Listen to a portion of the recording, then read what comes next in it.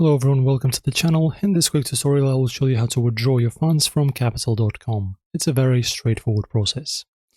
So firstly, log in into your Capital.com account, of course, on the official website by using your credentials, which is email and password. After that, click on your profile icon in the top right corner, select payments and then go to withdraw.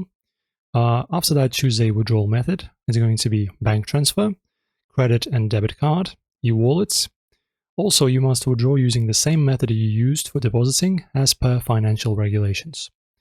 After that, type the amounts you wish to withdraw, ensure it does not exceed your available balance, check for minimum withdrawal limits. After that, you can just review the withdrawal details carefully, click on Confirm to process the request. You might receive a verification request via email or SMS. In terms of the processing times, bank transfers usually take 2 to 5 days. E-wallets, it's instant to 24 hours. Credit and debit cards, up to 3 days. And important notes, ensure your account is verified, KYC completed.